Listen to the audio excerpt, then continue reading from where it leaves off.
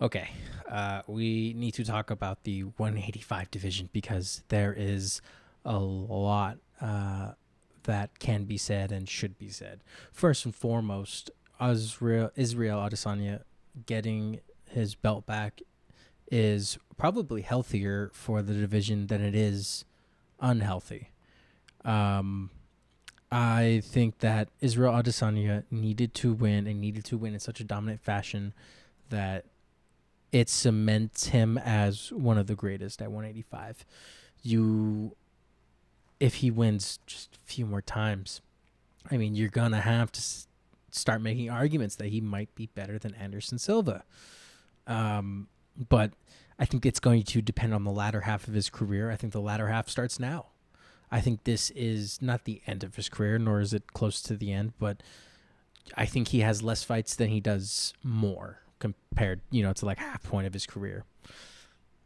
That being said, if it's not Alex Pereira that fights right for the third time in MMA, the fourth time total, or I'm sorry, it'd be the fifth time, right? Fourth, fifth time, I don't know. I'm sure someone will correct me on that, right? Dricus du Plessis, right? Number 6. Don't let the number scare you. The number doesn't mean anything for this weight division right now.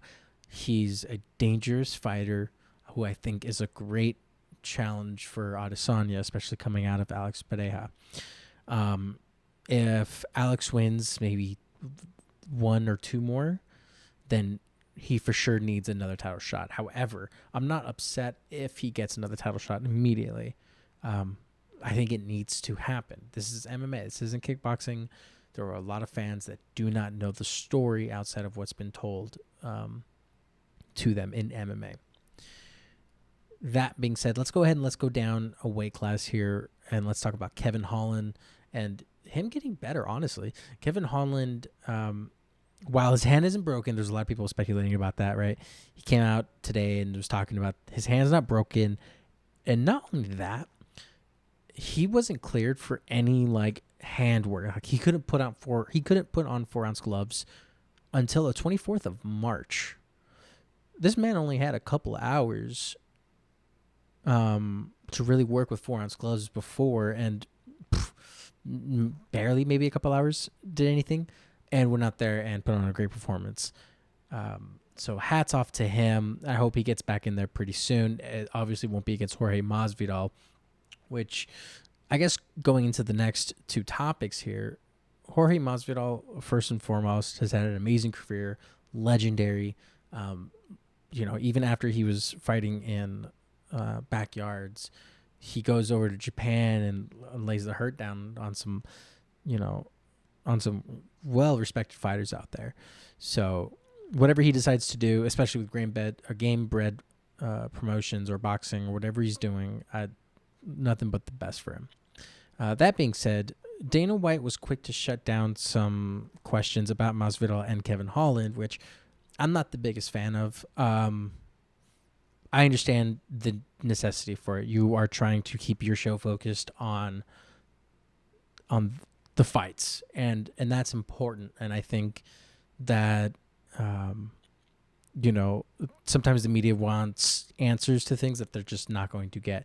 I don't think Kevin Holland or Masvidal were willing to say what was said. I think they're both guys who are just going to chirp, and that's that. I think Masvidal is going to chirp for a long time too. He's not done just talking shit. That's going to be him. That's his thing. He hasn't switched it up, and his fans love him for that. Even to the point of John Anik saying that he's built a fan base with people that understand him inside and outside of the cage. And I think that's super important. Moving on, we have some cool news. Now, this was, as far as I've last checked, Pearl Chow Sonnen on the MMA Hour show with Errol Hawani. Paulo Costa versus Hamzat Chimaev to co-headline the October card.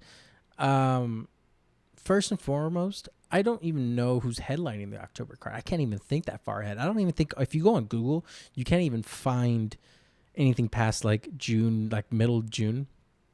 And I don't know why it's going to take that long, to be honest. I don't I think once a fight's announced, it should be 3 months or less. We have so many fights that happen, especially within, some of these smaller cards, some of these free ones, and it's hard to keep track of them sometimes.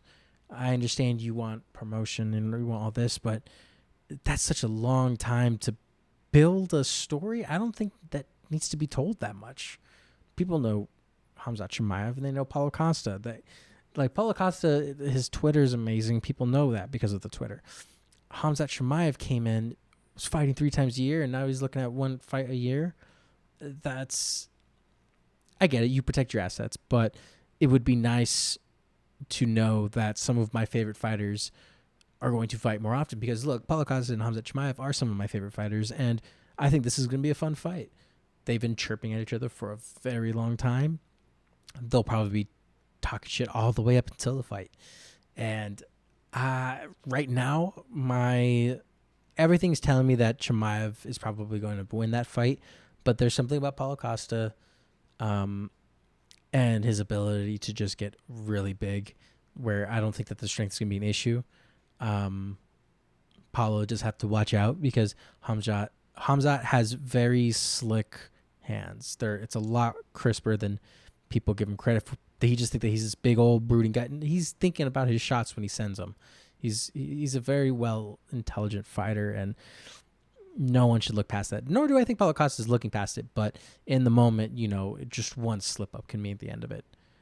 That being said, I'm glad that it's Paulo Costa. I think Paulo Costa was one of the first people to kind of say something about Chimaev after the Burns fight specifically, when he wasn't as much of a boogeyman as like Shavkat is, which Shavkat and Chimaev would be a great fight. It'd be a great fight. I know Chimaev's at 185 now, but that would be robbing fans of such a good fight. I think Shavkat would win that, actually. I think he goes in there and he dominates. Last on the things to talk about, someone mentioned, should Alex Grasso get the rematch with Shevchenko? And yes, absolutely. I don't know where this whole thing is coming from, where Alex Grasso shouldn't. No. I think Shevchenko deserves it. It goes by title reign, right? It has to. It should, at least. I mean, I understand not everything that should is the thing that happens, right? This is business, and as far as I know, whatever's going to make more money is typically what's going to happen, while giving the illusion of we are giving you the top fighters, the premier fighters of the world.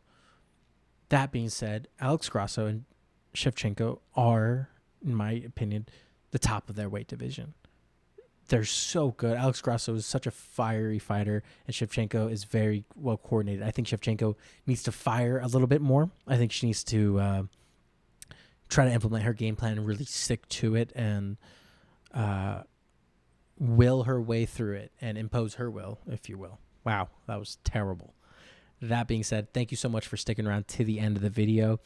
What really helps is if you watch all the other videos. I know you have a busy time, but thank you so much again, and have a good one.